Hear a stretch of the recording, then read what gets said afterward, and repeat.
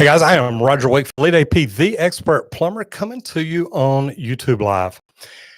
I started doing a live stream so I could talk about plumbing, so I could get your feedback, so I could get your engagement and find out what all you wanted to talk about. Today's been a blast.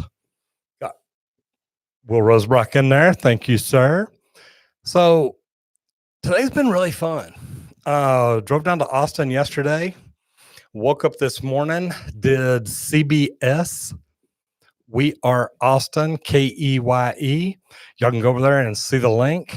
And maybe I can get Will to drop a link down in here into the chat. And guys, what that helps me do, that helps me get out, reach plumbers, talk to plumbers, reach homeowners, talk to homeowners. There's a lot of things going on in the plumbing industry. Austin is a great place to see it, to hear about it, to talk about it, to find out about it, because we're still waiting for the governor to appoint people to the board seats on the Texas State Board of Plumbing Examiners, and man, it hadn't happened yet. I had a very interesting day. Got to actually sit down and have lunch with Brian Francis. He is the executive director of TDLR, a great guy.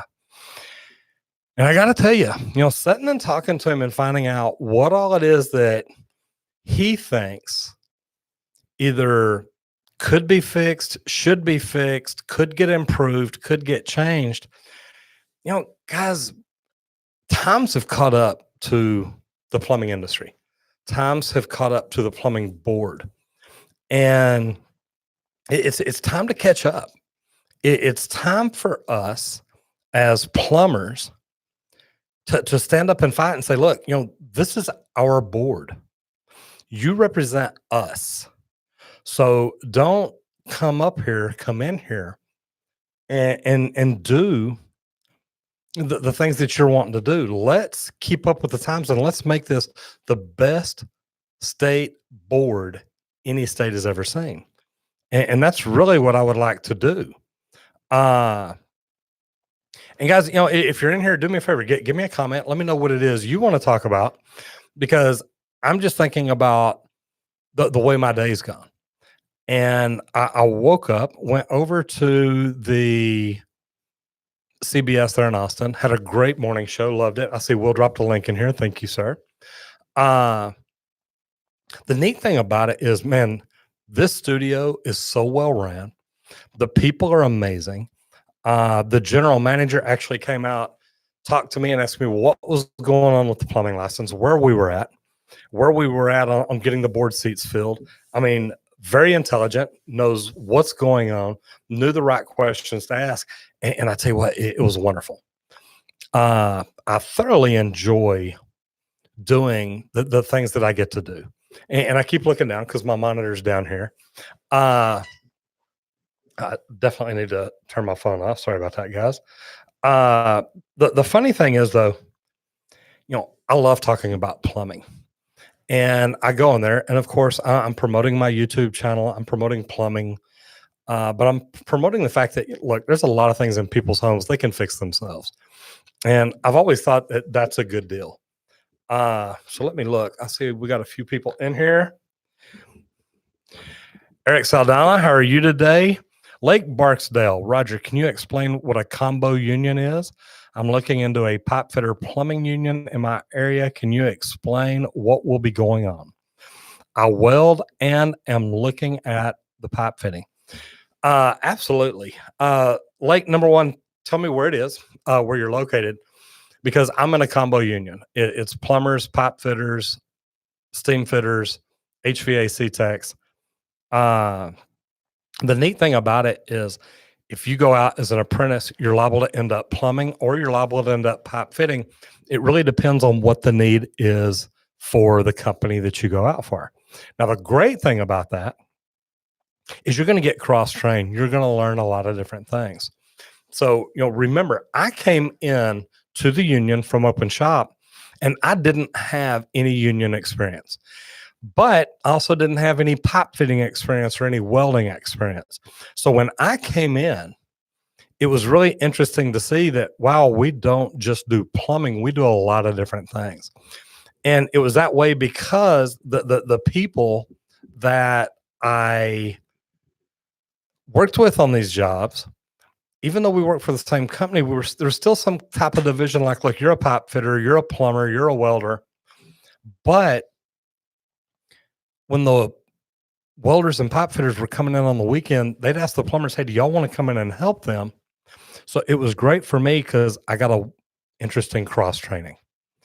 And as a student of plumbing and what we do, when I got into the union, I actually asked the labor manager for the company that I got in with. I said, "Look, I really want to go down the apprentice hall, see if they'll let me go through school at night as a pipe fitter because I want to learn it." And he just laughed. He said, "Look, they are not going to let you do that." I'm like, "Okay, but look, I thought I'd try." So here's the deal. I would help them every chance that I could when I was out on the jobs that we were doing both things, when we were doing combination work, plumbing and pipe fitting. So I loved it. Now, one thing that I would tell my apprentices, because here in Texas, every apprentice on the job that handles plumbing materials has to be registered as an apprentice and has to have his card. I would tell everybody, look, it doesn't matter to me if you're going to school here as a fitter or what. Learn everything you can about plumbing because you want to pass your exam. And even if because here in Texas or here in Dallas anyway, after the first 2 years is when they really start separating you. So for the first 2 years, you take introduction to drawing, you take OSHA, you take safety. God, what all is it? You take math. There's a lot of different things that you take, but it's the same for both classes. After the first 2 years, excuse me, that's when they start separating. That's when they start saying, okay, you're going to go to the pipe fitting classes, you're going to go to the plumbing classes. So I tell the fitters and welders, guys, look, learn all the plumbing you can. You may want to get that plumbing license one day. And I'll tell you what, it's a great thing to have in your pocket. Hello, Miss Julie. How are you? Crackle pipe. Crack pipe. Sorry about that. I thought I saw an L there. Crack pipe. How does joining the UA as an owner work? Well, what kind of company do you have?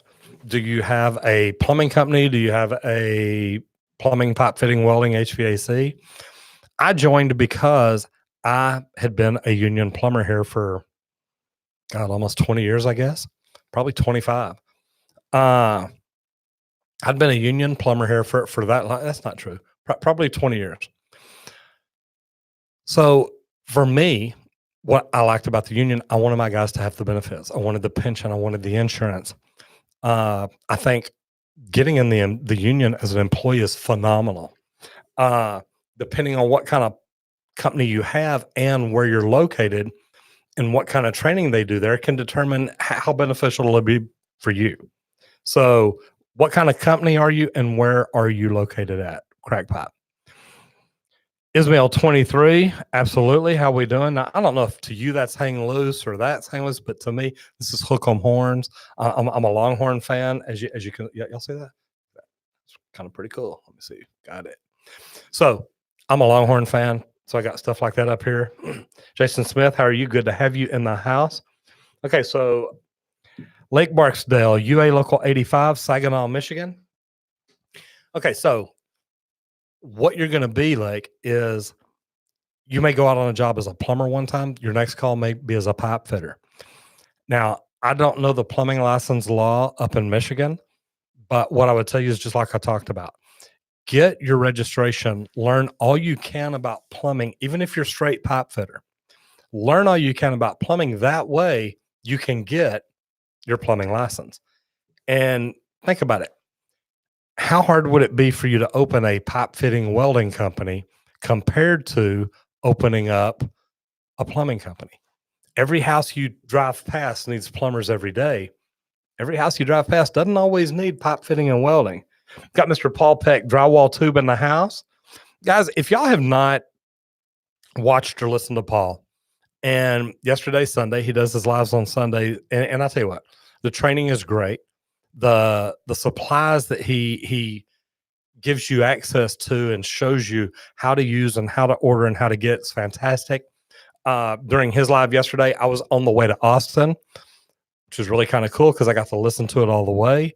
Now, luckily, I did pull over at one point and say, guys, I'm on the way to Austin. I'm driving.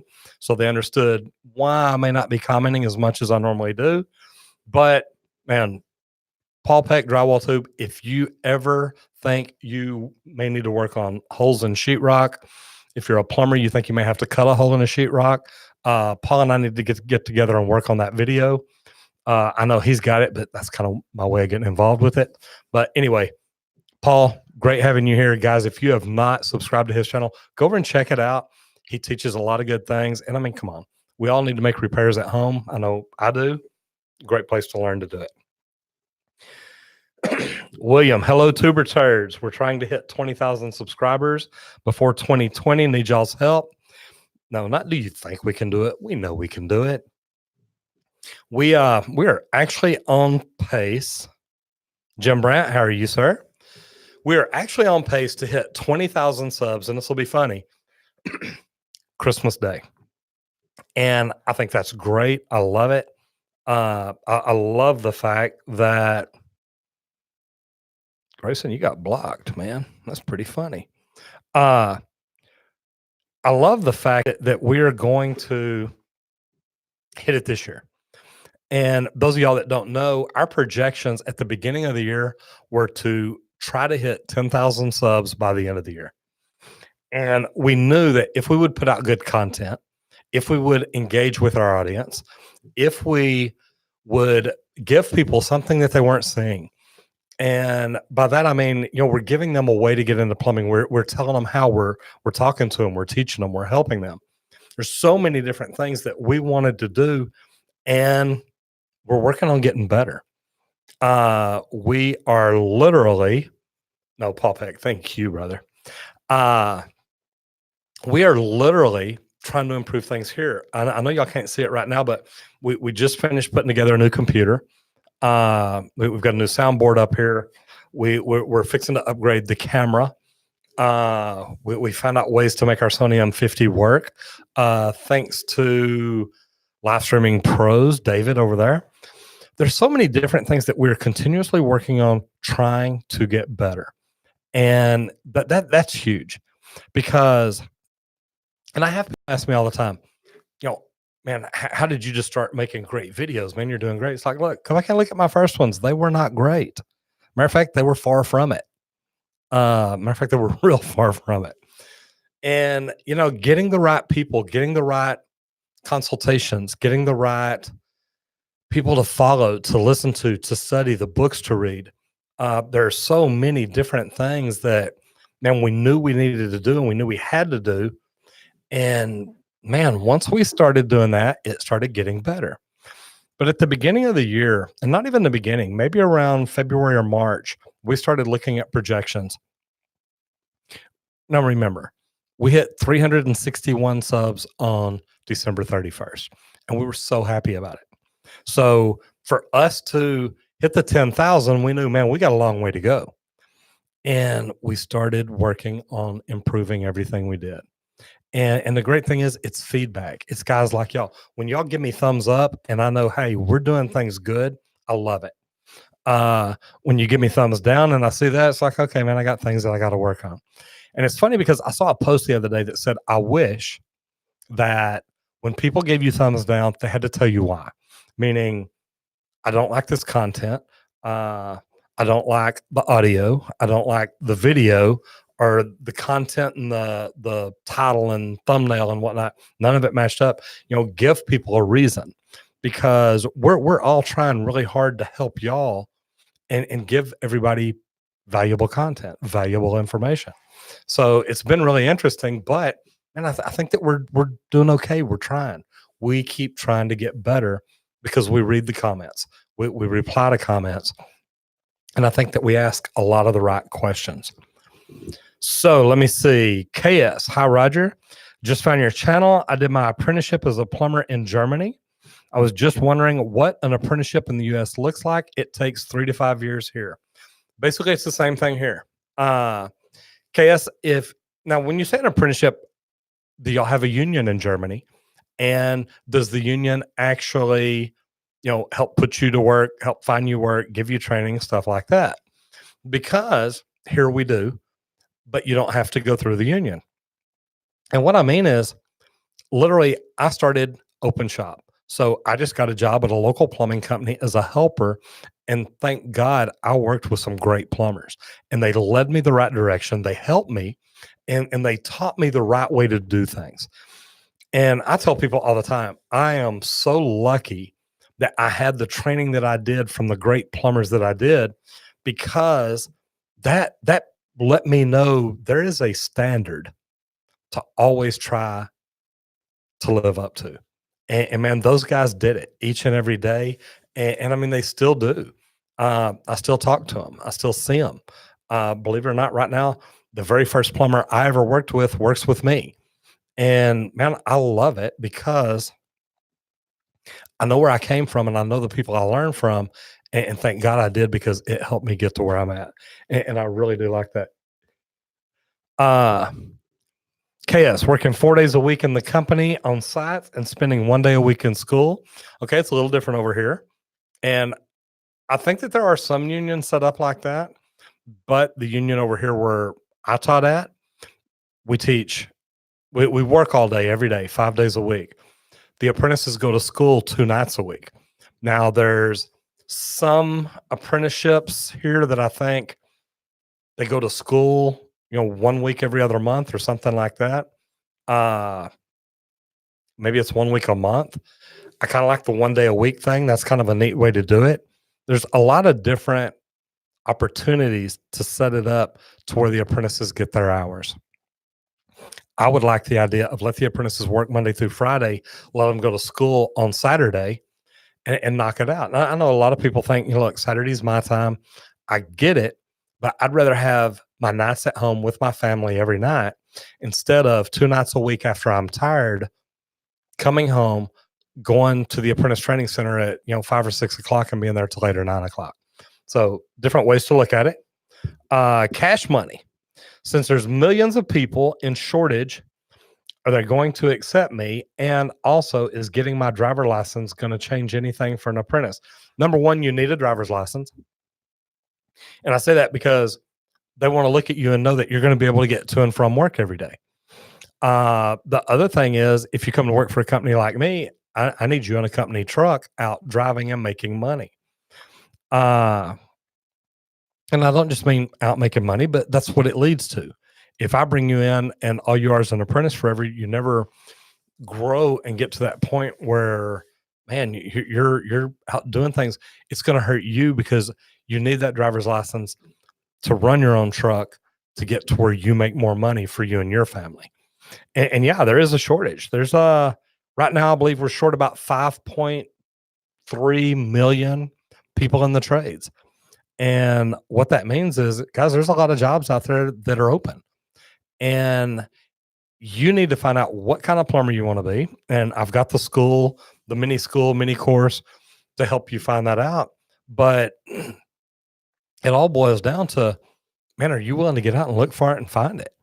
And it's neat. I don't remember if it was last week or one of my comments, but somebody left a comment, says, look, I decided I wanted to be a plumber and I went to every single company around time and time again until I got hired. And that's just like anything else. If you want it bad enough, what are you willing to do for it? And are you willing to keep it up until you get what you want? And really, guys, that's what it takes. So let's get back over here. Cash money or apprenticeship trainings easily learned. I'm not going to say they're easy. I'm not going to say they're easy, but man, if you want it bad enough, are you willing to work hard enough for it? And I say that because, look, it's not hard. It's going to school. It's putting in the extra hours. If you've got a 40-hour a week job and you've got to drive, say, an hour to get over to where the school is, and then another hour to get home, and you've gone to school for 3 hours, that's an extra 5 hours at the end of your day. Is it easy? I'm not going to say it's easy, but how bad do you want it? And I have this conversation in here a lot. You get people that come in that They say, look, I can't feed my family on $16 an hour. Okay, I get that. When I was a helper, when I first got into plumbing, I couldn't afford to live on, 4, 5, $6 an hour, whatever I was making at the time. So I got out and got other jobs. I worked weekends. I worked at night. I worked to do whatever I had to do to bring home enough money to support my family.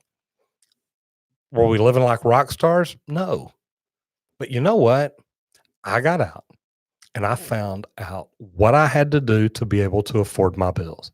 And guys, if you're willing to do that, you can do it, but it's entirely up to you. I can't tell you this is what you got to do. I can't tell you this is how you have to do it. I can't tell you it's easy. But you know what? I also can't tell you it's hard, because I promise you, I don't think that there's anything I've done in plumbing, in the trades, that I'm like, you know what? This is just too hard. We shouldn't have to do this. If you want to do it bad enough and you want to make a good living, it's there for you.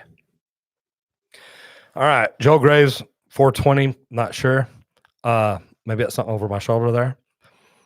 It's funny though. I see that number all the time. And no, guys, I don't smoke at all. It's funny though, because my inspection sticker expires 420. So every time I see it, I just laugh about it. Julie, you get out of it what you put into it. Absolutely. If it were easy, and she says, if it were easy, everyone would be doing it. We used to have a saying out on the job. If this was easy, we'd have our wives and kids out here doing it. And I know that's not a funny thing to say, but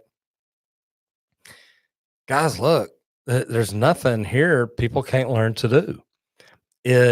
I'm not going to say it's an easy job, but man, this is one of the most respectful jobs. This is one of the most prideful jobs that I do. And to be able to look people in the eye and say, look, I'm a plumber. I'm proud of that. I love what I do.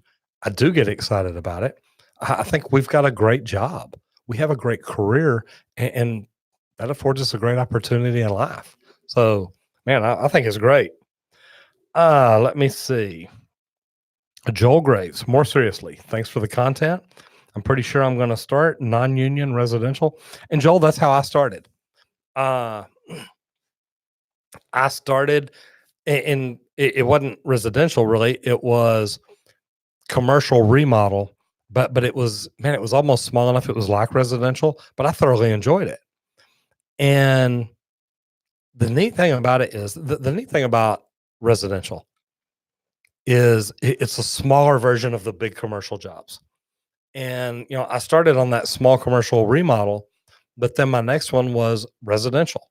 I did apartments, I did condos, I did houses for a while. I did all kinds of things, but I learned some really good stuff. Then I got into doing service, residential service, and this was many years ago. But man, I learned a lot. And a lot of people tell you sometimes you learn what you don't want to know, or what you don't want to do. I've worked with plumbers that working with them, and some apprentices look at you and say, you can't learn nothing from him. Well, you know what? Sometimes you can. Sometimes you can learn, I don't want to be like that. And it's a tough lesson to have to learn as an apprentice, and have to realize, wait, there are people in this trade that I don't want to be like. But guys, it's true. So, look at everybody you work with, look at everything you do, and figure out, is this what I want to do, or is this how I want to do it? Like, yeah, man, anybody who wants to pass the test can. You just got to know how to study. You got to know how to look at things and do things right. Okay, so Grayson's being funny. See, I made you a moderator. Now I need to take you out. Can I make a video on my mustache routine? Look, this takes more work than plumbing, so it is what it is. Caleb, how are you? For someone who's claustrophobic, how much time do plumbers spend in crawl spaces? Caleb, it's going to depend on where you're at, because we spend some time in crawl spaces, and we don't have basements here. So, most of the houses, the early built houses, were built on crawl spaces. Then we went to slabs. Up north, everything is on basements, so there's not much crawl space there. Where are you located? Uh, it's funny, and I see Paul laughing, and maybe that's why Paul does drywall and paint because he doesn't want to get in crawl spaces. Uh, there's a lot of different house types. But there's slab, there's pier and beam, there's basement. Uh, but the thing that I'll tell you is we don't get on them that often.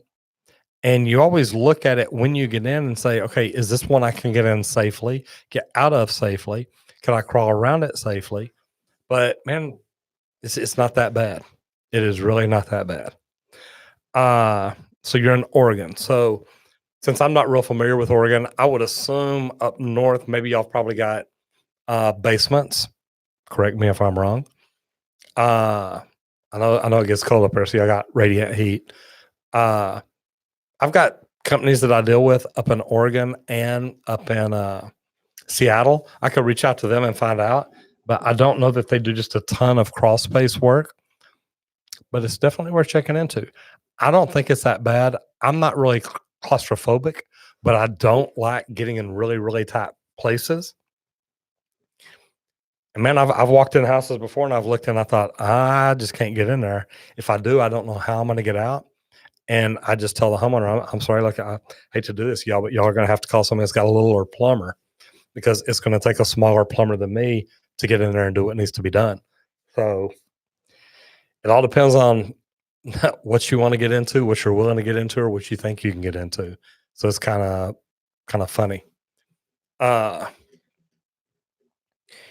me see. Any viewer ideas on videos you guys would like to see? So, and that's a good question. What videos have we not done or have y'all looked for that you hadn't seen us do yet that y'all think could benefit y'all? What kind of videos could we do? Because I have people all the time send me messages about, how to get into plumbing, how to get into the union, how to get into electrical. God, why would anybody want to be an electrician? And I say that jokingly.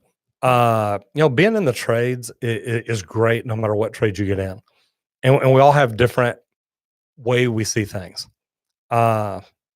Luckily for me, one of my best friends growing up was a plumber. He helped get me into plumbing and it was great. Actually, and somebody on here introduced me to this channel a while back, Electrician U. It's a guy named Dustin Stelzer. He's out of Austin, and he's got a great electrical channel going. And I actually went out and met him last night over at his shop at his studio. And I tell you what, Dustin's a great guy and he's doing some good things. So to get to meet him, get to talk to him, man, we sat out there for hour and a half, 2 hours, talked about YouTube, talked about video, talked about editing, talked about sponsorship ideas, talked about so many different things. This guy was really, really good. He's in it for the right reasons. And if y'all hadn't subscribed to Dustin Stelzer's channel, go over to Electrician U, subscribe to it. Man, watch some of his videos. He does things different than me, but he's younger and he sees it a different way. But talking yesterday, there's a lot of things we see that we have in common, things that we both want to do. We want to help the trades. We want to help get people into the trades. We want to inform people that, you don't have to walk out of college with a $100,000 to $200,000 student loan debt, that you could actually walk out and, man, have a great career, making a great living, and you've made great money on the way. So there's a lot of different ways to look at it and see it and see what it is you want to do. But anyway, what kind of videos do y'all want to see? Because that's huge. That's what we try to do. And that's what we've tried doing from day one. That's what Paul tries doing. That's what everybody tries doing. What kind of videos are people looking for that we could put out that would actually help them and benefit them? And that's what we want to do for y'all. Hi, Roger. Larkins Mechanical over in Chicago. Fantastic. How are y'all doing? Now, Larkins Mechanical, are y'all union or non-union, commercial, residential, service, new construction? Give me a little bit to go on there. I like that. Caleb, again, have you ever done work for old houses with cast iron plumbing? That's about 90% of Dallas. Where'd it go? Where'd it go? Where'd it go? There we go. That's something I've been interested in. Caleb, I'm going to try to get your name right. At Casadas, man, most of the houses in Dallas have cast iron. Think about how big Dallas was in the late 70s, early 80s. That's literally when we started going to PVC. So all the houses built before then definitely had cast iron. But Caleb, I'll tell you something interesting.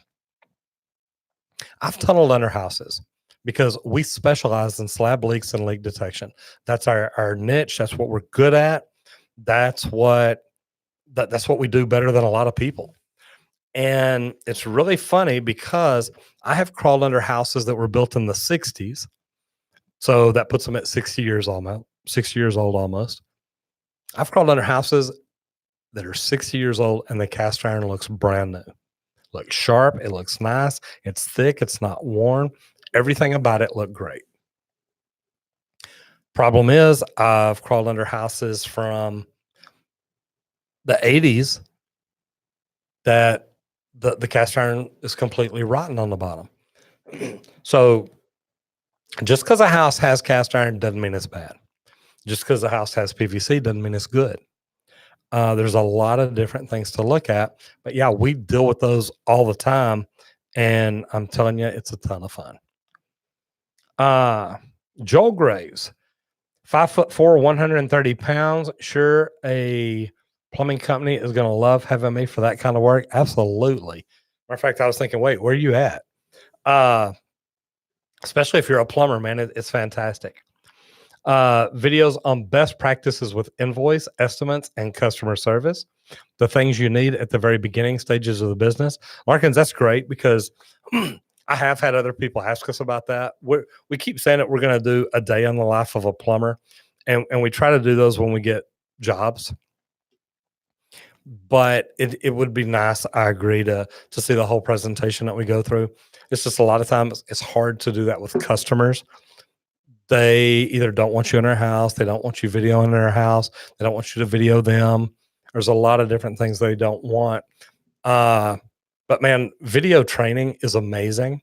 I'm associated with a group that trains plumbers, roofers, electricians, and HVAC techs. And we get access to a lot of videos like that and actually in-person training. So it's good. So Larkins, contact me offline and we'll communicate and talk about it and see what we can do. Townsend,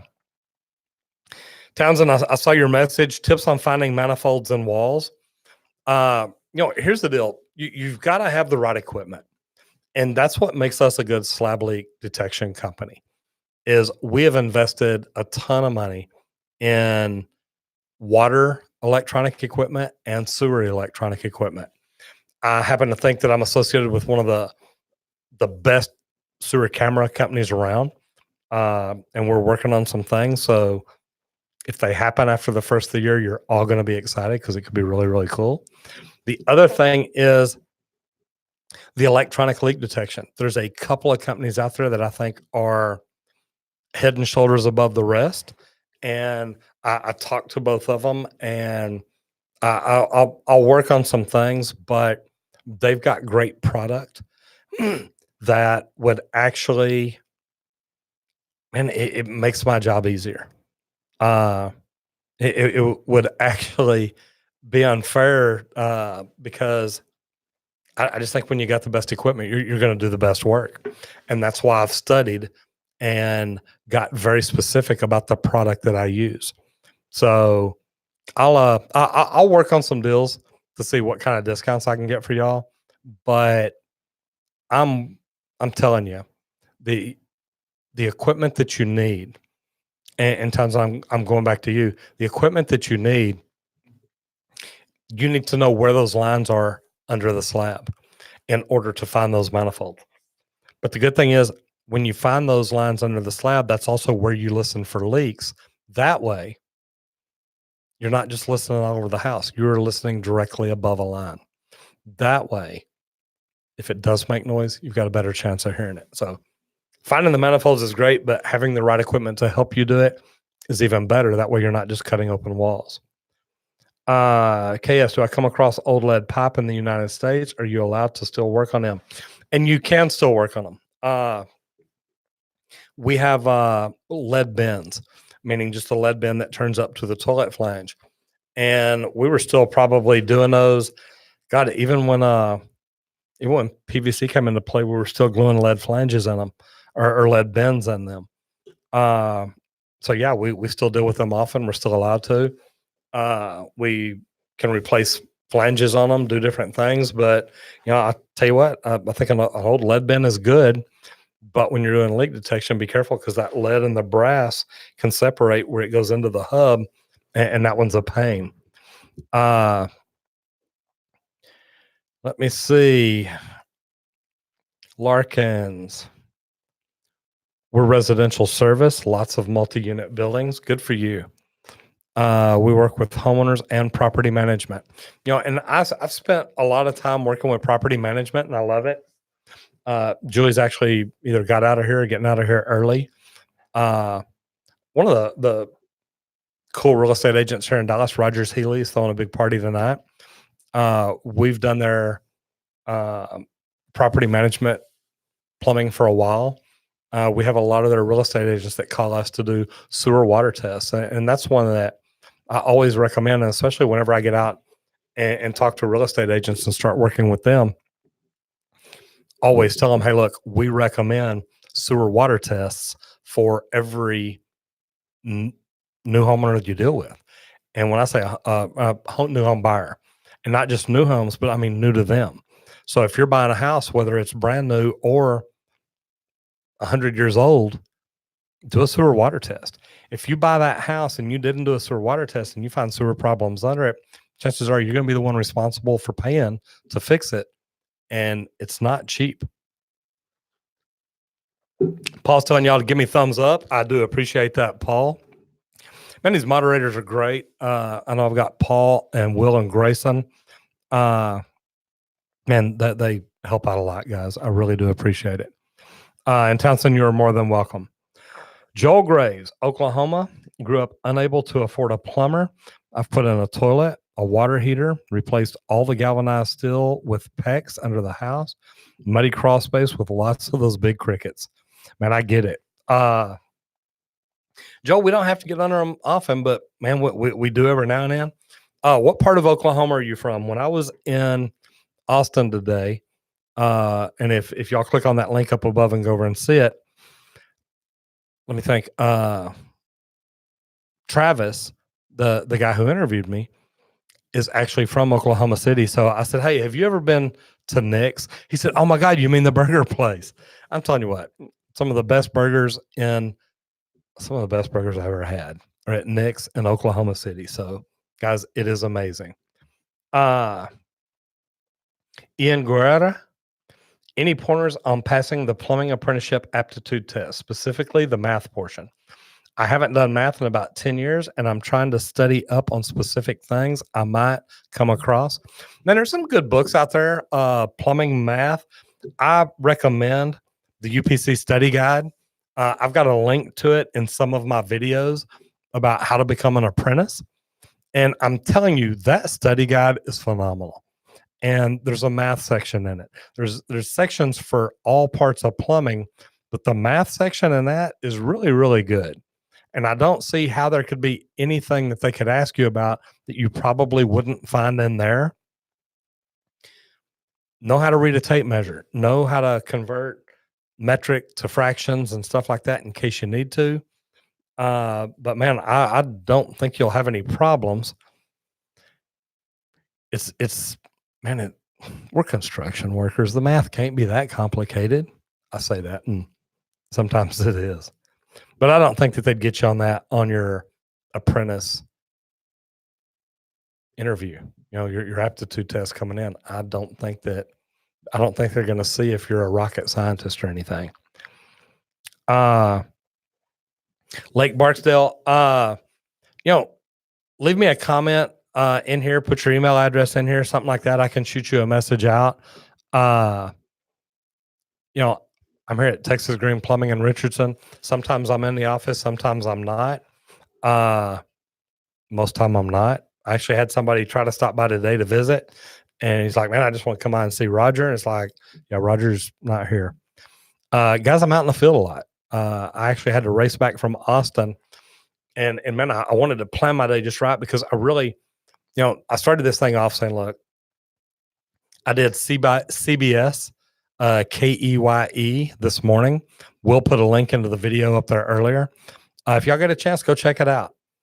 And the neat thing about it is I get to get out and teach plumbers, homeowners, people like that, things about plumbing. Today, it was homeowners. Do y'all know there's a YouTube channel where you can learn to fix a lot of your own plumbing? And it's really funny because I get a lot of plumbers get in here every now and then. They're upset. You're just taking money out of plumbers' pockets. Come on, guys. I'm teaching somebody how to change a flapper. I'm teaching them how to change a flush valve or a fill valve. If that's going to take money out of your pocket, man, you got bigger problems to worry about. So, Dragon's Rage, how we doing today? Larkins Mechanical, you're more than welcome. Reach out and I will contact with you and let you know. Joel Graves, pretty close to Tulsa. Cool. I actually went and did a leak detection job up in Tulsa. It's been about a year ago, I think. Wasn't Tulsa. No, it wasn't. I did one in Oklahoma City. Yeah, I hadn't been to Tulsa. Okay. 2000, awesome content. I love it. If you like it, man, give me a thumbs up, subscribe, share this video. If you got people you think in your social media channels that would like this, go down where it says share, click on it or copy it, text it out to somebody and say, "Hey man, look, I got something you need to see." Because how many people do you know that aren't going to be able to afford to go to college, that if they found out about a trade or a career where they could get a job making $100,000-$200,000 a year, would that be good? Because guys, I'm telling you, in this trade, you can start out as an apprentice, but you can grow it to as big as you want it to be. You can literally do whatever you want to do. So, and if that's something you think you want to do, or you think you know somebody that could use that, man, copy it, share it, tell some people about it. We are literally trying to help people get into the trades. And the reason is with 5.2 million unfulfilled jobs, man, we could put everybody who's unemployed to work if they just say, "Hey, I just found out about that. I just learned about it." And they could start today. I actually talked to a guy earlier today. He's got a company in California. He brings people in and he says within the first 9 months to a year, they can make $75,000. And guys, I'm telling you, the trades are good. You've just got to decide how bad do you want it? How hard are you willing to work for it? And is this something you want to do? So if you think you know somebody out there that might be interested, man, share it with them. Let them know. It's a great thing to do. So thank you very much. Joe, Local 761 in Los Angeles in the house. Man, I'm glad you're here. That is fantastic. So, okay. So, man, and that's a great way to put it. So it says Local 761, Los Angeles in the house. I'm happy being a union plumber, but want to get good at residential. So, Jose Arteaga, let me ask you this. And I think I asked you last time. Does 761 do any residential? Do they train residential? Do they train residential service? And the reason I ask is I'm here in Dallas and I want them to train residential service. I want them to train residential. I want them to train the people that can help me grow my company. And that's a big deal, but we don't train that here in Dallas yet. So I'm curious, do they in LA? William, thank you very much. I appreciate that. Paul Peck tweeted the stream out. I love it. And guys, if y'all tweet it out, tag me in it. Connect with me on Twitter. Follow me on Twitter at Roger Wakefield or at _ yeah, I guess it is _ Roger Wakefield. Maybe you can find me. Look for the mustache.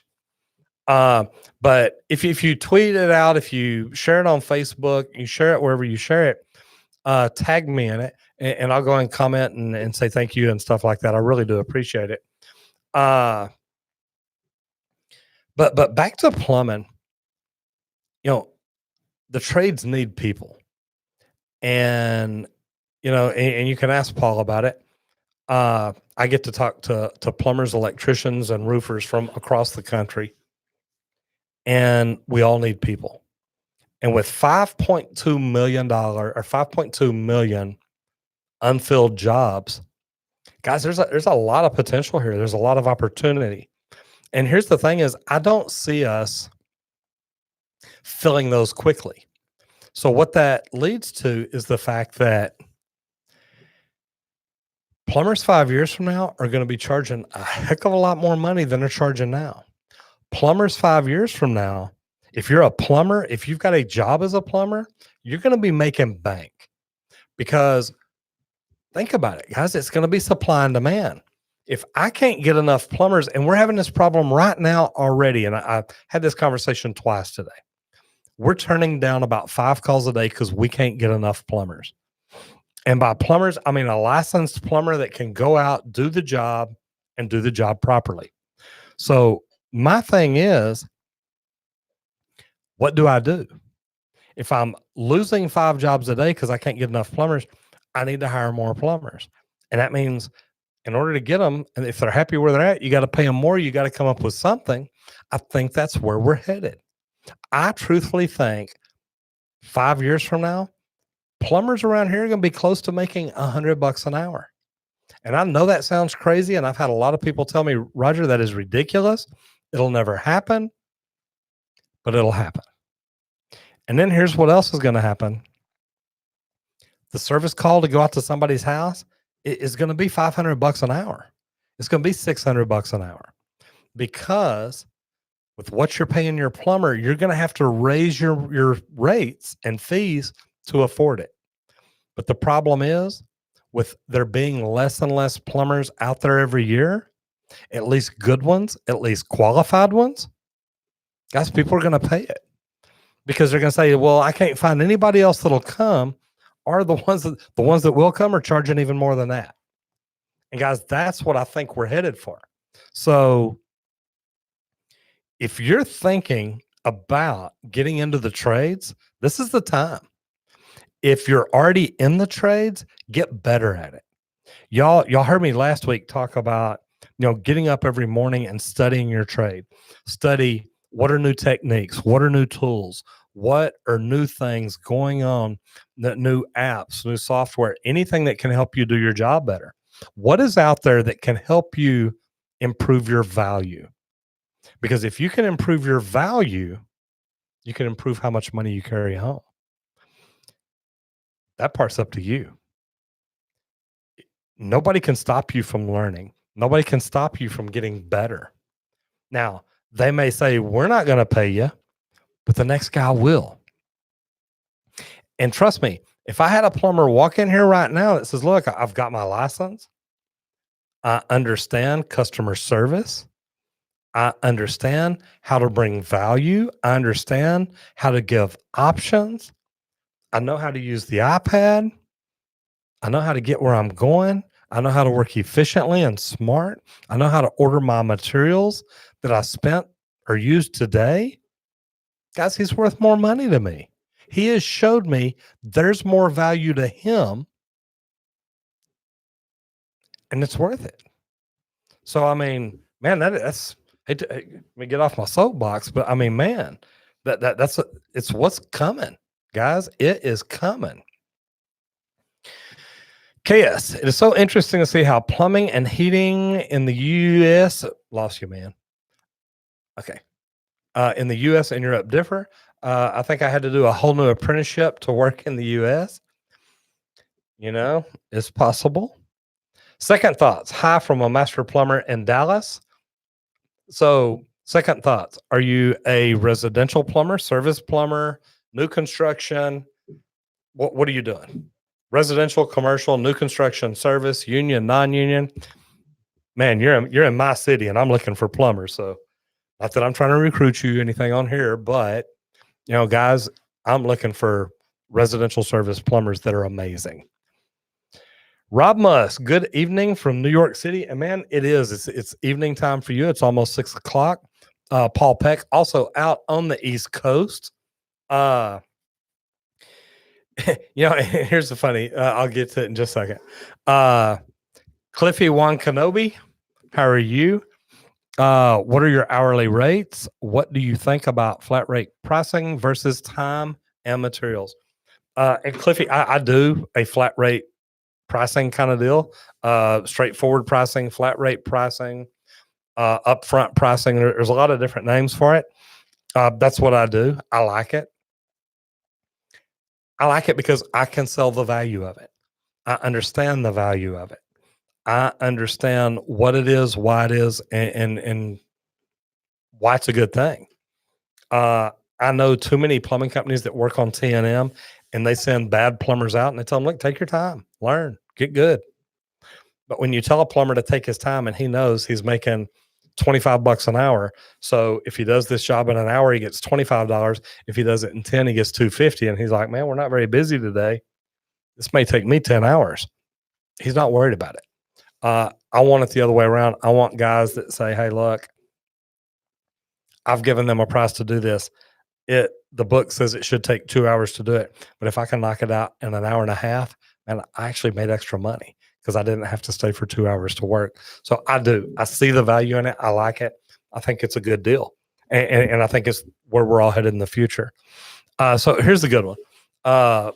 Paul Peck, Drywall Tube, put in a link to my latest video, which is top 10 reasons to become a plumber.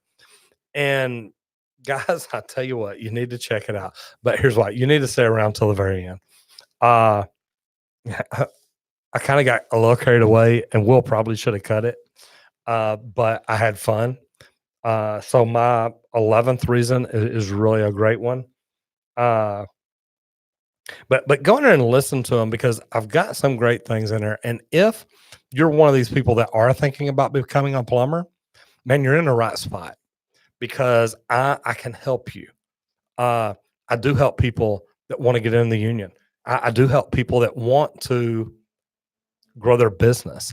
I do help people that want to just get started. How do I become a plumber? And we always get to it. It's man, this is a great profession to be in. And if you want to do the things that it takes to be the best plumber, to be the best apprentice, and to make the most money in this career that you can make, man, you're in the right spot because I've got a bunch of videos that teach how to do that. And all we ask, subscribe, ring the bell, come in here on Monday nights and talk about it. I mean, how many plumbers do you see out here talking, saying, hey, look, what do you want to know? I'll help you. Now, I can't give you everything in the world, Cliffy. I don't tell people our hourly rates, but it wouldn't help you anyway. I don't know where you're located. I can tell you this in Dallas, which we don't really have an hourly rate because we're flat rate pricing, straightforward pricing, upfront pricing. So I don't really have an hourly rate, but I know what my numbers are based on. But I also know that I'm not the most expensive in town, but I'm also not the cheapest in town. And I tell people all the time, look, I'm probably closer to the more expensive, but it's because I want to get the best plumbers. I want to use the best material. I want to do the job right every single time. And I can't do that being the cheapest plumber. But I do know the cheapest plumber. And if you want his number, I'll give it to you.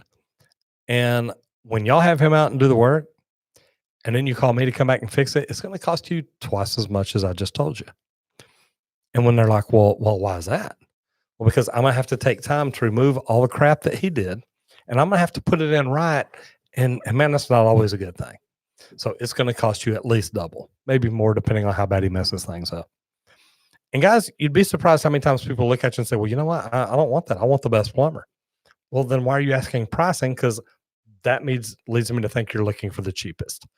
And anyway, guys, just one way to look at it. Julie, the school districts are finally seeing that skill gaps are teaching trades in schools again. We need more people like you to talk to students about considering the trades as a career. And you know, it's funny because I was actually told that twice today. Uh, Number one, guys, I love plumbing. If y'all can't tell, man, watch some of the videos. I love plumbing. I love what I do. I love the opportunity I get. I love the benefits of being able to get out, be honest with people, and help them solve a problem. That to me is amazing. But Julie's right. We need more plumbers.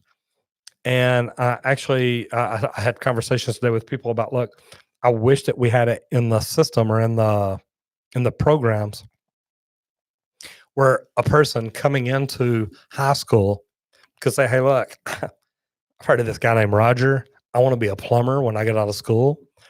And they can put them into a trades program. And maybe it's not just plumbing, maybe it's trades where the first couple of years, set it up like the training program we were talking about earlier. The first couple of years, you bring somebody in, you teach them basic safety, basic tools, and basics about plumbing, electrical, HVAC, sheetrock, roofing, whatever it is you decide, hey, these are the career paths we're going to give people. And maybe you just start out with 2 or 3: plumbing, electrical, HVAC. Sorry, Paul, those are probably the biggest ones. But my thing is, you bring them in and you give them a little bit about it, a little bit of knowledge of each one, so they can learn what to do, learn what they need to do, and kind of get a feel for it. And then after the first year or two, then they get to decide, hey, look, I want to be a plumber, or I want to be an electrician. That was hard to say. Or I want to be an HVAC tech. That wasn't near as hard. It didn't come quite all the way up. Anyway, you give them options. Guys, we all like options. Okay. I don't want anybody to tell me you have to do this. No, I don't. I do not. Watch me. But if they give me 3 choices, say, hey, you can do this, you can do this, you can do this. Now I can look at those and say, yeah, you know what? Or maybe there's another option. But at least I have choices then. And to me, that's what we need to do for people. And what I told him is if we can set up a program where they can do that and turn out, here in Texas, we've got the tradesman. It is a license that somebody working in the field can get in 2 years. So my thing is, what if we train them in school for 4 years? What if we set up a deal where each summer they came out and apprenticed in a van with a service company? Now, when they turn out in 2 years, basically they're a tradesman plumber. Guys, that's a $50,000 a year job. Tell me that's not a great way to come out of high school. So anyway, man, there's a lot of things we can be doing. I think we need to be doing more of it and try to make the world a much better place. Got Barney Films 85 in the house. Let me see where you went because you just completely disappeared. There we go. Can we get something to compare to when you say $100 an hour?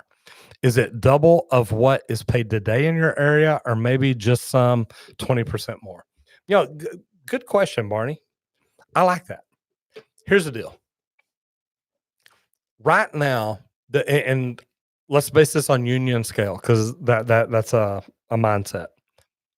Union scale here is almost $33 an hour, so it's about 3 times the price. But got a benefits package on top of that has our pension and our healthcare and stuff like that. Now, I know open shop plumbers that make that much money. I know open shop service plumbers that say they make a whole lot more than that.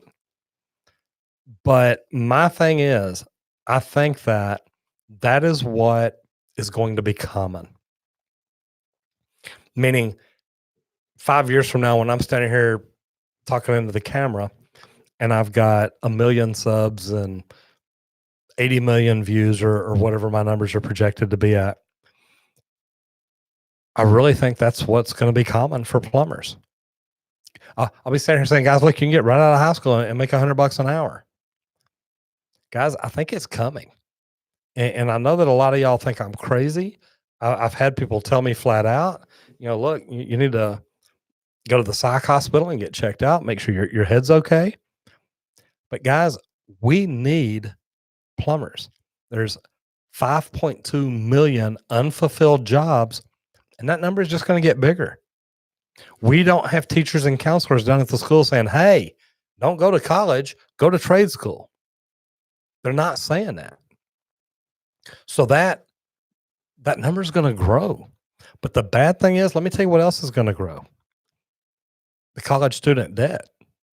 Because these kids going to college are financing it because college has gone up faster than the unemployment numbers in the trades.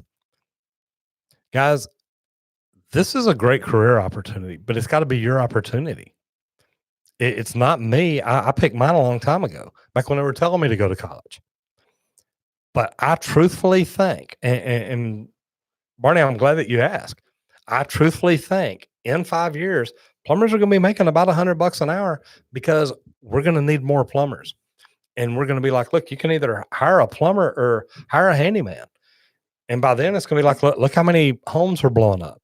Look how many people are getting sick. Look how many people are dying because handymen are coming into houses doing plumbing and they're not doing it right. And that's scary, but that's what I think. That's what I think we're going to head towards. So that's why I'm talking to the people that I'm talking to. That's why I'm talking to the executive director of TDLR. That's why I've been talking to the state of Texas. I've been trying to get on the board of plumbing examiners. Any of y'all want to do me a favor? Call the governor's office tomorrow and say, hey, you need this guy on the board. He's trying to do the right thing. I think that's what the state of Texas needs is we need to fix the problems we have. But I think a big thing is we need to find a way to recruit people into the trades and let them know, look, it's not a bad deal. And it blew his mind today when I was showing him the messages I get on my YouTube channel from people all around the world saying, look, I want to get into plumbing. I found your videos and man, I want help. How do I get into plumbing? And guys, I have probably 100 people a week reach out to me and say they want to get into plumbing. I'm trying, but man, I can't fill all those 5.2 million jobs. So as the 5 years gets closer and that number goes up and old people like me are retiring, there's going to be a lot more job openings and there's going to be a lot less filled positions. And the plumbing companies are going to be charging more because they're going to have to pay plumbers more to get them to go out and do that work. And guys, that's just how I see it coming. Grayson, we don't do Star Wars on this channel. Thank you. Is non-union better? Yeah, I'm not going to say it's better. I'm not going to say it's worse. I'm going to say it's different. They have a different training program. I guess Paul went and watched my video. Man, I agree with you. It was pretty good. Ooh, for some reason I lost my control. Here we go. Ooh. Okay, my two fingers aren't working. There we go. Sorry, guys. I'm sliding my notes around to get to the right position. There we go. I don't know which one is better or not better. I think for an employee coming up, being an employee in the union is better. As a company owner, being in the union, it doesn't help me at all. Matter of fact, it hurts me. Now, if I was running a big mechanical contractor, it'd help a lot. But there's other associations, guys. There's not just the union. PHCC, they're out there and they actually help train companies get a lot of the same information. They've got training programs. There's a lot of training programs you can get into. The union isn't the only thing. It's just the one that I happen to get associated with and involved with. I think it's great for an employee, for somebody that wants to be in commercial construction. The union is amazing. It'll teach you, it'll help you, and man, it'll really get you moving forward. Residential people like me, union kicks my butt. It doesn't help me. It costs me money. It hurts, but it's the best thing for my employees, and that's why I signed up for it. I think the union needs to make changes. I think the union needs to make a lot of changes. I don't know. They're old school. They don't want to do anything different. Go to Wikipedia. The union has about the same membership it had 12 years ago. Why? because they're not doing anything. They're not doing things right. I mean, it's sad, but it's true. If they want to grow, they need to understand growth needs to be in residential service, things like that. And man, that they're locked up with Jimmy Hoffa or something. It's that they're not doing things different, and I feel sorry for them. I don't see them growing, and I see that becoming the end of the union. All right, Cliffy One Kenobi again. Thanks for the response. You are welcome, sir. Use flat rate as well, but I know of guys that do exactly what you were talking about. Milk it for as long as you can. You know, Cliffy, here's the bad thing, and uh, I see it all the time. I literally had a guy call me and says, "Hey, man, I don't know how to set my prices." I said, "Well, how did you set them?" Because he already had his company open. He said, "Well, I checked around, saw what the companies around me were charging, and I charged less than that." I said, "Congratulations." He said, "Thank you." I said, "No, congratulations. You're losing money." He said, "Well, what do you mean?" I said, "Look, most companies out there don't even know how to set their prices right. And you're basing what you're doing on the way other people did it. So chances are they're not right. And number two, you're undercutting them." I said, "That just means you're probably going to be the first one to go out of business." And this guy's like, "Look, I don't want to go out of business." So I just talked to him and explained to him about some of the associations I'm in and things that I've learned. And guys, I'm telling you, if you don't know what you don't know, it will kill you. And I say that is the quickest way to get your doors shut down. Because if you're not making money, if you're not making profit, if you can't PYS, prove your numbers, it's not going to work and you're not going to be around very long. And I realized that when I walked in and realized I don't know my numbers and I don't know what numbers I need to know. And I mean, little key performance indicators, little things every day to tell you, hey, are we doing what we're supposed to do? Guys, this is a business. It's not a guessness. We don't just guess and hope. This is a business, and we need to figure out how to make a profit and profits aren't a bad thing. Sales aren't a bad thing. We let people make us think it is. You know, God, why do y'all charge so much plumbing? Well, because it costs me a lot to do the job right. That's why. And if I've got the best plumbers and I have the best materials and I've got the best tools and I'm using the best techniques, but you want me to be the cheapest guy, it doesn't work. And I don't want to do it. So learn how to look at your numbers, learn what you're doing, and then you'll be good. And Cliffy, that's kind of what I'm going to. It doesn't matter that you're using a flat rate guide or the numbers set right in it. And I know that because some of my coaches, I carried my flat rate guide over to one of my coaches, well, somebody that I look up to. And he looked through it and said, "Yeah." He said, "You need to raise your prices." I'm like, "Well, how do you know?" He said, "Because you're losing money, aren't you?" I said, "Well, I'm not going to say I'm losing money, but I'm not making profit." He said, "Well, if you're not making profit, you're losing money." And it's reality, guys. We have got to know how to do what we do. And man, there's some people out there that'll teach us the right way. And there's some people out there that'll hurt us because they're telling us, "Hey, look, oh God, here's all you got to do." They don't know. You know why they're not running the business anymore? They don't know what they're doing. I hate to tell you that, but man, it's true. Sorry, again, I'm gonna get off my soapbox. I'm sorry about that. Grayson, come on. All right. Commercial supervisor with my company, thinking about starting my own service company. You know what, man, come to work for me. Learn how to do residential service, get good at it, and man, opportunities, brother, they're out there. Ringo Hayes, do you have to pay taxes on flat rate pricing in Texas? No, you don't. And that's part of why we did it. The law is set up as long as you create a flat rate pricing. Look, I pay taxes when I buy my materials, all of them. I don't skip on it. I don't cheat on it. I don't try to cheat on it. I pay taxes when I buy materials. I work that into the flat rate price that I give people, But since I do it as a flat rate price, I don't have to do tax on top of it. So I don't have to deal with keeping Uncle Sam's tax separate from anything else. No. And I love it. Pop Peck number 11. I'm just saying. Guys, if you hadn't seen that video, go watch it. Give it a thumbs up. Share it, but stick around. It's not that long of a video.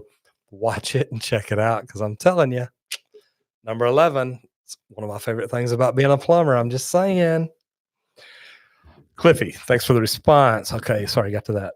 Do you offer your plumbers a spiff on upsells? Cody, I don't, and here's why. With me being union, my plumbers make really good money. And they get their union benefits on top of it. So really my plumbers make about $45 an hour. And we're not operationally excellent. So I don't have them moving the fastest. I don't have them doing everything right. Guys, I don't tell y'all I know everything about running a business. I'm an expert plumber. I got that part down. I'm still learning from people the right way to run a business. And I've associated myself with some really good people. So I am learning. I don't have a spiff program in place yet. I want one. I've talked to the union about helping me modify the way we pay people. They tell me to come up with it. I'm like, look, you're the union. Y'all are doing it nationwide. Help me. Can't get the help that I need. I want to change things and make it better because I do want to spiff my people. I want to be able to give them bonuses and percentages and man, give them the greatest opportunity on earth. When I started my company, I told my wife and we sat and talked about, I want to build the best plumbing company there is. But I want the best people to want to work here. I want the best people to come here. And I want the best people to think, look, I have a life here because I'm being treated like a rock star and I can grow to be whatever I want to be. And that's really what I want to bring. So that really is a big deal to me. So again, Cliffy, that stuff we are working on. I'm sorry, Cody. Cody, that's the one. On the upsells, we're not. We were literally looking at this just the other day because I've got to find a different way to pay my guys, and I'm looking at different options. Not necessarily an upsell, but certain things they get a percentage for, or a part of, or and it's not even an upsell. I mean, it's like even we have an evaluation fee when they show up. Here's how much it is: trip charge, evaluation fee, service fee, whatever you want to call it. Look, can we give them a percentage of that? What can we do to make it better? Because guys, like I said, I want to build the greatest plumbing company on earth, or be part of it, and be part of it building it. Meaning, look, I don't have to do it by myself. If I had the right partner walk in and say, look, I want to be part of what you're doing, man, that would make my life amazing because I want to do something wonderful. Cliffy, you're in Lubbock. You tell your customers exactly what you said. I'm not the cheapest. I'm not the most expensive. You won't find anybody take better care. I am all over that with you. I think that is fantastic. It's the best way to be. And I love being upfront with people. When you tell them what's going on, how it should be done, what it takes to do things right, it's fantastic. See, Townsend, I'm with you. Why would anybody want to be a Sparky? Rob, I'm in my early 30s, been pushed into college when you left high school. Worst thing I ever did. Dad is a machinist and taught me welding and fabrication. Granddad taught you carpentry and still pushed college. I'll tell you this. When they were growing up, the people that went to college, man, they had an exceptional life. They were the suits. They were the CEOs and CFOs and all this. I have people reach out to me all the time. And guys, y'all can go through and read my YouTube comments. You can comment and tell people what you think. Here's the thing. I have people reach out to me all the time and say, look, I went to college. I hate my life. I went to college. I have an ungodly debt. I went to college and I don't want to sit behind a desk every day for the rest of my life. What do I do? I'm like, become a plumber. Do you hear me? I'm talking to you. Do you hear me? Man, guys, it's right here in front of people. This is one of the most amazing careers there is, one of the most amazing professions there is. And it's like you got to twist people's arm to get them into it. But then once they get into it, they're like, man, this is really pretty good. And it is. The opportunities here are amazing. And that link to the video that Paul put in, guys, thank you, Paul. Love having you in here as a moderator, brother. The link to that video gives you 10 reasons why it would be great to become a plumber in 2020. Man, I'm telling you guys, the future looks bright. And we have an opportunity ahead of us that I promise you, I didn't see it this way when I got in. I just thought, okay, I've got a good job. I've got a good job for as long as I want it. People are always going to need plumbing. They're always going to need houses. They're always going to have stopped up toilets. They're always going to have whatever it is. But guys, I'm telling you, right now, the career opportunities ahead of us are amazing. Silly Foxer, what do you love? Don't live chasing money. Yeah, do what you love. I'm sorry, I didn't say that. Yes, do what you love. And man, you're right. And man, I could not have imagined getting a job where I just had to sit behind a desk all day, every day, go to an office, get on an elevator, go up and sit there at my little cubicle, do my deal, and then walk out and then go home and be happy. That's just not me. But when I walk out and I deal with a customer and I see a customer that some other plumber has lied to and told them they need to spend 10 or 20 or $30,000 to fix a problem. And I'm like, you know what? All I can tell you is, look, let me get my camera out. Let me look at it. Let me start it. Let me see what the problem is. And I realize they don't even have a problem, or they do, but it's not a problem like that. And I can tell them, hey, it's going to cost you about, and I'm just thinking of a job I did recently. It's going to cost you about $2,500 to fix this problem. And they're like, no, that's not what the other plumber said. I said, well, he lied to you. Well, how do you know he lied to you? Well, he told you that you had a root and break up under the house, and you don't. I ran my camera in there. There's no roots. There's no breaks. You don't have a problem like that. And I even brought him out and showed him the camera. I'm like, look, and I pushed it back in, pushed it all the way in. And I always pull my camera out because I hate these plumbers that lie and stick in a flash drive that have roots all in it. But I stuck my camera all the way in. I pulled it out, showed her, look, see, there you are. Now you've been videoed with a sewer camera. You got to love it. Tuber turd. So, it is what it is, but man, treat people right. Always treat people right. And man, it'll be great for you. GS. Warning DIYer. Which goes first in irrigation, pressure reducer, or backflow? We don't even, God, I don't even know that we have pressure reducers here. We do a backflow preventer, or an RPZ, reduced pressure zone. And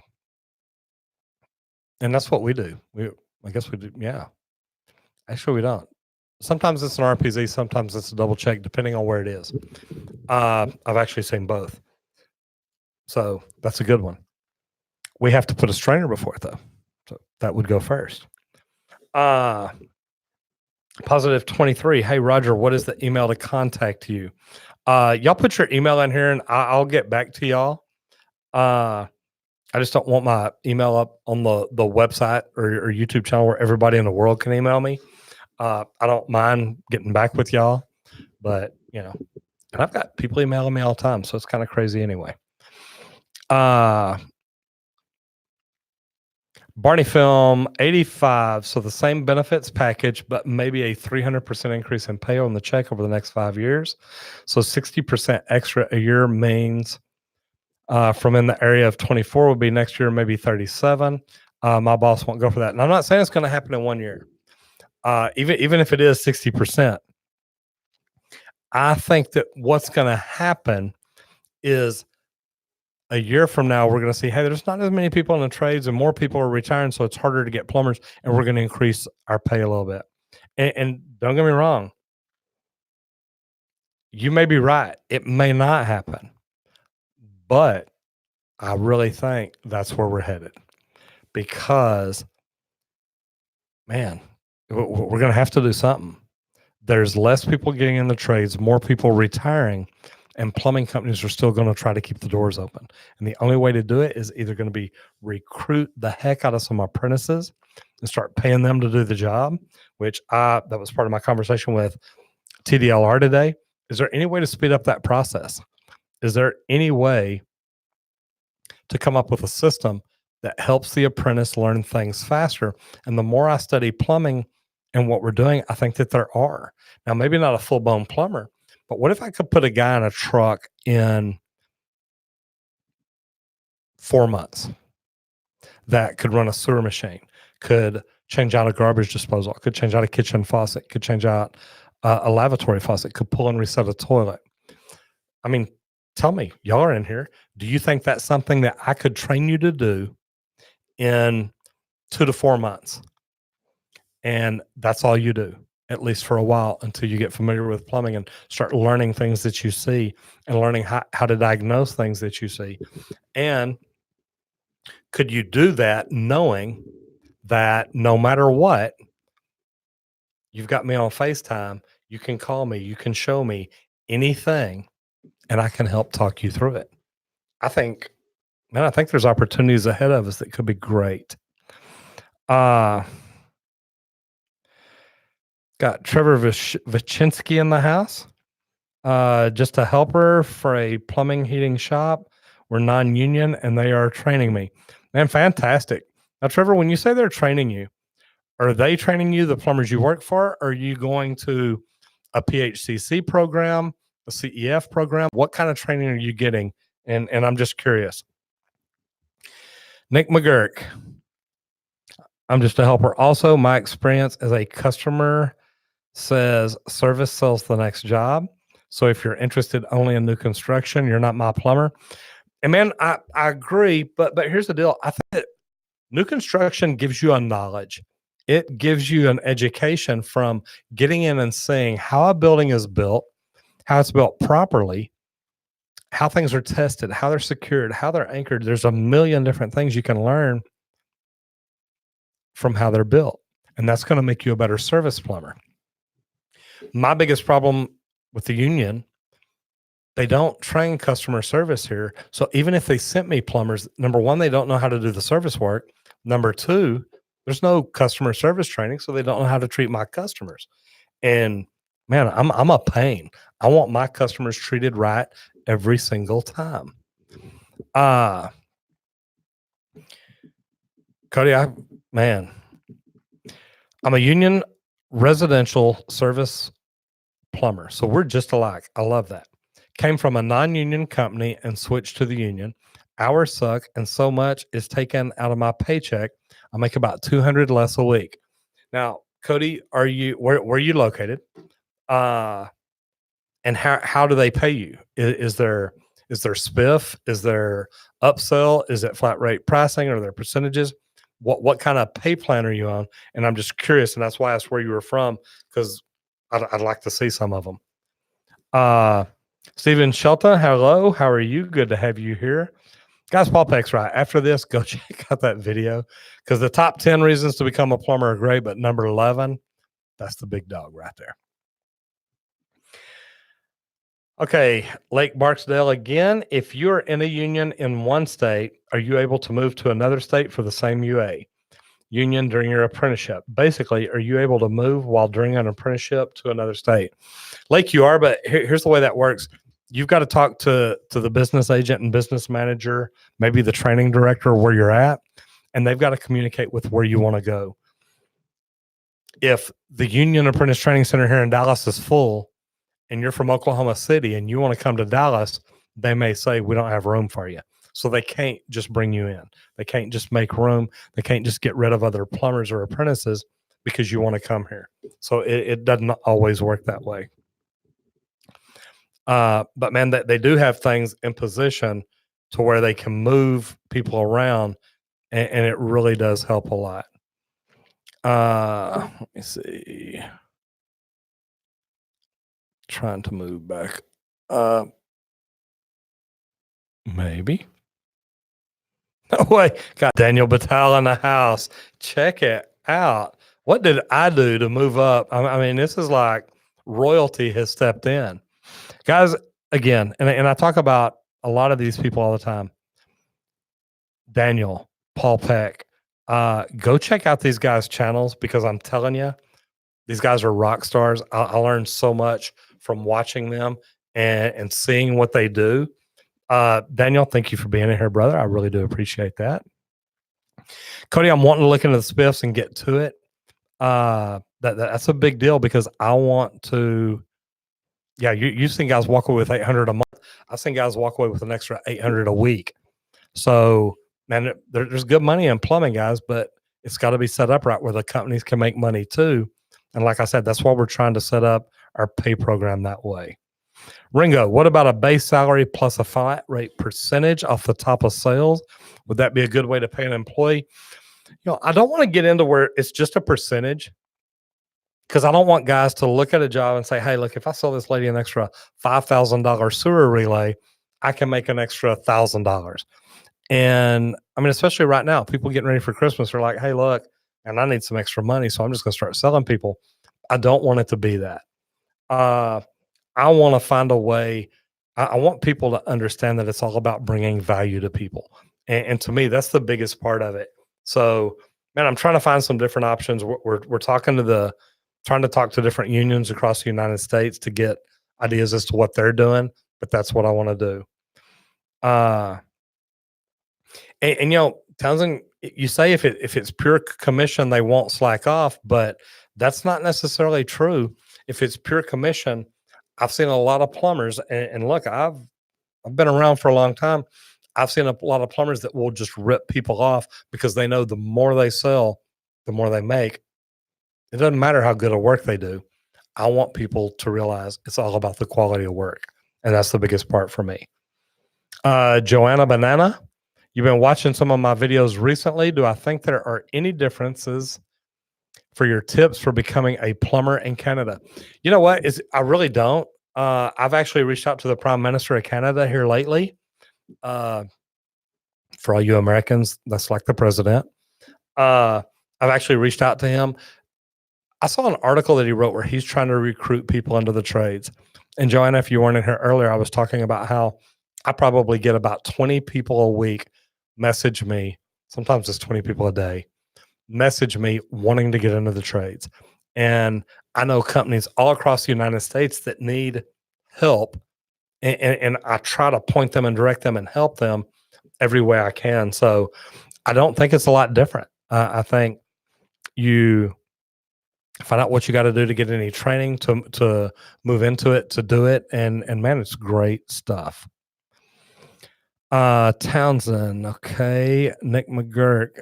Cody and me, is spiff seen as an excuse to pay people less? Reward for hard sellers. What about those who don't sell but service and don't get callbacks? Here's the thing, and I think you're on it right there, Nick. Not having callbacks is huge for me. And it's hard in the union because even if guys got callbacks, I've still got to pay them. Well, if I've already paid them and then I've got to send them back twice, it's like, look, man, this isn't working. That person's getting paid 3 times to do a job he should have done 1 time. Me as a company owner, I still get to pay for it 3 times though. So I think that there's reward systems that could be put in place, but I think that you have to be able to structure it where it is seen, it's obvious, it's very transparent, and that's what I want. I'm looking for the best way. If I'm going to be the best company, I've got to be doing it the best way to get the best employees. And I promise, man, that's what it's all about. And that's what I'm really trying to get to. Cody Faust, Roto-Rooter is pure commission. They also tend to rip people off. Cody, which Roto-Rooter are you at? I know somebody that just started there, and that's what they said. They said, look, I don't want to work there. It's all commission, and I don't want that. And he also said, look, he's talked to other plumbers that, look, I can make as much money as I want. All I got to do is sell stuff to people. And that's not what I want. So, man, it's hard. You've got to get the right people in the right position. Snow Diane, do you charge a service call, and is it based on distance? I do charge a service call. It's not based on distance normally because we try to keep our service area tight. We know right where we want to work, right where we want to spend our money in advertising and things like that. We do charge more of a service call or evaluation fee for commercial work. And, I do have some that I've told that they'll call and I'll be like, look, I want you here no matter what. And they're way outside of our area. And it's like, look, we'll come, but it's going to cost $200. And they're like, we don't care. We want you to come. Which reminds me, I've got a tiny house. I've got to check and see if I've got emails back on for information because I try to help everybody. And that's the thing about plumbing, guys, you got to learn when to say no. And I'm not always the best at that. Second thoughts. Have you tried the Milwaukee cordless cable machines? Have an opinion on them? You know what? I haven't, but I tell you what I do have coming in that I'm fixing to get to play with, and I'm really excited about it. And it's the Milwaukee cordless threader. And, the little handheld threader. Man, I am so excited about this. We do a lot of gas repairs. I do a lot of mega press. But I really like the idea of the Milwaukee machine you can toss on your back, climb up the ladder, get up there and run through a vent. I'm looking forward to it. And I mean, I really am, because I get so excited about new tools. Man, it's amazing. Second thoughts, got that. Paul Peck, tuber turd. Man, I love that. You can also message me on Twitter. That's right. See, I forgot about. See, I'm glad you're in here, Paul. Yeah, guys, you can find me on Twitter and message me. It's there. He's got a link to it right there. Roger Wakefield. Second thoughts. This is much to do the job. 100 more if you watch. Twice as much if you help. Yes. Yeah, and 3 times as much if you tell me how to do it. So I love that. Townsend, you could train maybe 40% of green apprentices to be like that. Some of these guys have plenty more time. And man, I'm right there with you. And man, thank you. Y'all, most of y'all know me and know that when all this is going on with the plumbing license, I went down. I spoke before the House and the Senate advisory committees. I spoke before the Sunset Advisory Commission hearing, and one of the people on the board says, well, look, can't we just put a plumber or an apprentice with a plumber for a year and then he's a plumber? And she was a surgeon. And I asked her flat out, I said, okay, so if I watch you for a year, can I be a surgeon? And she said, well, no. Okay, well, plumbing's the same way.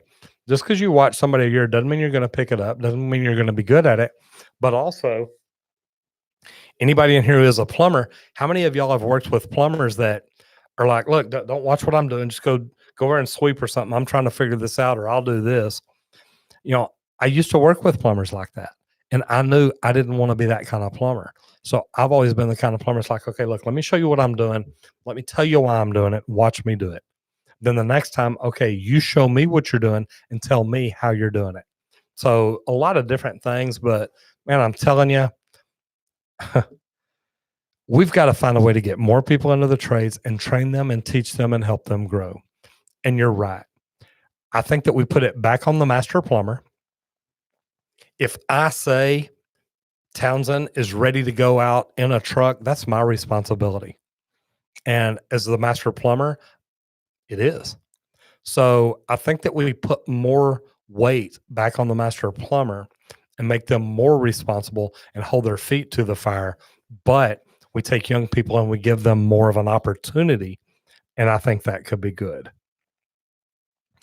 Rob Muss, that rapid training program is a great idea. I've trained guys in 6 weeks to repair commercial kitchen equipment.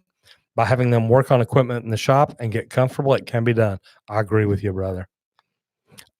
Julie says, we just had a call from a licensed plumber in another state who would like to move to Texas. What's the process? How long does that take?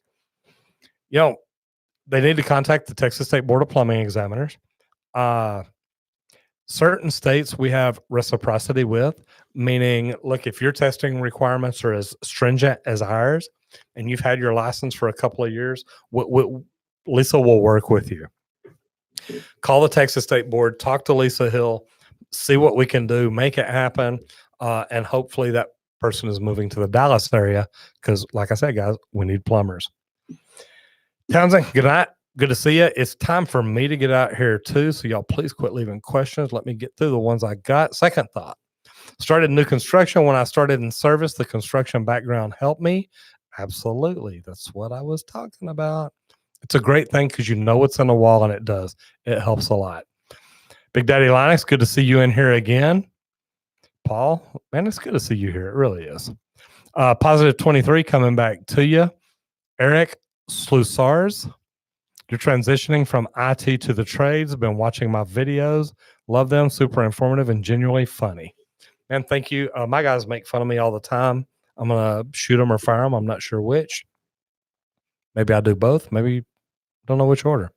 Michael Draper, 100% commission, and it works. We take our time because callbacks are done for free.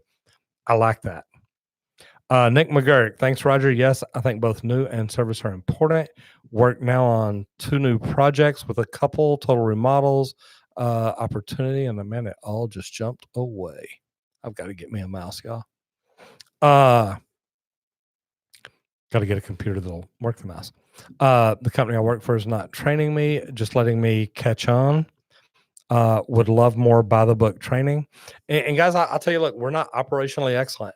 I'm behind plumbers. I brought in a plumber a couple of weeks ago, and it's like, man, look, I need you to run some calls right now and help me get caught up. And I know it's not the right way to do it. We have got to start working on how do we train our people better? How do we get them in a position sooner? But man, we got to have people to do that. So it's which came first, the chicken or the egg? Hey, Kim. Hello, sir. I've recently got a plumbing job thanks to my video. Thank you so much. Kim, I am glad. Tell me what kind of job you at. What kind of job did you get? Residential, commercial, service, construction, union or non-union? Just curious because, man, I like to see where people are going. And I'm really glad my video helped you. The Urban Explorer is in the house. Hello, Neil. You're late, but, I don't know. You don't get to be a tuber turd. I'm sure that hurts your feelings. Got Miss Juliet Miranda in the house. Guys, again, let me tell y'all, I have got some rock stars in here. The Urban Explorer, Neil, go check him out on YouTube. Subscribe to his channel. Juliet Miranda, man, this chick's amazing. And I met her right through here. She came in, and this chick, she talks about bourbon, which I'm very fond of, but she has met some really neat people. And I love her stories. I love her podcast. Her and her guy. I'll tell you what, Miss Juliet Miranda, you're doing great things. Guys, if y'all want to be entertained and listen to a great podcast and learn some cool things about bourbon, rock and roll, the trades, living in Chicago, Carolinas, y'all need to check them out. So, Paul Peck Drywall Tube, you need to subscribe. The Urban Explorer, you need to subscribe. Juliet Miranda, you need to subscribe. There are some wonderful people in here. I love it. Hello, Juliet. Good to see you. Thank you. Let me see. People spent too much time at the book stand and classrooms. Getting on the job is much better. And Neil, I agree with you. I think there's a lot of things, and I guess I learned this teaching in the union. There's a lot of formulas and things that a lot of old plumbers that came up through open shop don't know. So I see the benefits of both sides. I think there's a lot of things in the book that we can learn that can really help us. But then again, man, you get the right plumber that wants to teach an apprentice. And I think, and we talked about this earlier, you could put that apprentice through a rapid training program where he learns it, he gets it, he understands it, and he does it. And I think that would be a great boost for him to get to more income faster. Then we'd recruit more people into the trade. Paul Peck, Juliet, you and Paul, you and Neil, y'all all need to hook up. I'm telling you, got some great people in here. Not jump me again. So let me get back to where I was. There we go. Nick McGurk, your thoughts exactly about callbacks, and thanks for your thoughts on reward structure in your program. Works for you. If you have to explain it consistently and make exceptions, no good. And you're right. My thing with apprentices, and anytime I do recruiting, I tell them, as y'all see in the shadows, I've got my dog walking around in here. Uh, when I coach apprentices, the one thing I tell them is, look, if a plumber's taking time to teach you how to do something, take time to learn it. Take time to understand he's spending his valuable time teaching you, and that's a big deal. Oh, and Juliet, Miranda, Neil, I don't know if he's still in here or not. Daniel Batal was in here, another great YouTuber, doing wonderful things, teaching people how to use cool things on YouTube. And there's some great people in here. I'm loving this. Uh yeah, if you're having to explain things consistently, some people need a book to read to say, "Oh, that's what he meant." And being able to explain people in the way that they need to learn it, some people don't know how to do that. And some people want to touch it, some people want to hear it, some people want to read it. It's different for everybody, but me, I'm one of those, I always wanted to touch it. Uh yeah, I know I'm fixing to have to get out of here. It's getting late. Uh Matter of fact, Miss Juliet Miranda, don't you do your live tonight? If so, please tell us what time. Guys, I'm telling y'all that is worth going over and listening for. Fantastic. Uh Urban Explorer's going live out in the van. That's right. You did that last week too, or the week before. I remember that. Uh People learn more when you add fun to it. Yes, indeed. Jesus is Lord. I'm moving over from hourly to commission, but I'm a little nervous. Any advice? Absolutely. Number one, never sell people what they don't need. Sell them what is going to help make their lives better, and look at it that way. And y'all heard me earlier talk about Roger Seeley, the real estate agent in Dallas. I got to hear his dad speak one day, and he was speaking to real estate agents, telling them how to grow their business. And he said, the best piece of advice I can ever give you is fall in love with every client you ever have. You'll never do them wrong. And I look at our customers that way. If we fall in love with them and we do everything right, we're never going to recommend anything they don't need, and we're never going to try and shortcut it. We're always going to try to do the right thing. And guys, that might be the best advice I can give you. Miss Juliet, thank you so much. I mean, I really do. So good to have you in here. I've gone back and listened to so many of your podcasts. I think what you're doing is a great thing. So thank you so much. Okay, so you are going live later on. Good. Paul Peck, just subscribe to it. Juliet Miranda. I'm telling you, Paul, you're gonna love it. She is good. I like what she does. Julie's listened to it. That's right. Me and Julie were driving down the road listening to it. I don't remember where we were going, San Antonio or Austin or something. And it was like, okay, I like this. You're doing great things, Juliet. Thank you very much. So, Urban Explorer, what are we going to do when old school teachers like you and Paul stop? Because the new way, it just don't get the job done. Teaching, I'm talking about, and they're going to come up with something. It may be all digital courses. I've got people asking me, Roger, will you put together a complete plumbing training digital course? And I'm thinking, man, it'd have taken me 40 years because I learn something new every day. I think there's a great opportunity for people like me and Paul, but we've got to get out of the field. I'm out plumbing every day. I'm running a plumbing company every day, and I gotta get out of it. That way I can do more of this and teach people. That's it. Somebody want to buy me, just come in, write me a check. We take credit cards if it'll go through Square.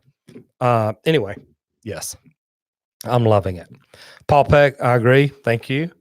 Juliet, yes. Paul Peck, yes, it would be a scary world. Amen. All right. Big Daddy likes do a live stream every Saturday night, but has nothing to do with plumbing. That's right. Your computer software, networking, stuff like that. Am I correct? Juliet, thank you so much for putting there. 8 p.m. Eastern, so 7 o'clock. And y'all, if she has technical issues, hang around because she will get there. And as Paul Peck knows, as I know, as Daniel knows, as Neil knows, guys, technical happens. It happens. So we all have problems. Juliet, I'll tell you what, you recovered great and you did well. 8 p.m. Eastern tonight, PJ Bourbon Party. So I don't know if I'll have time to get home, get my PJs on, but the bourbon could be in. Actually, I'm Jack Daniel's Tennessee whiskey, but Urban Explorer said this to Paul.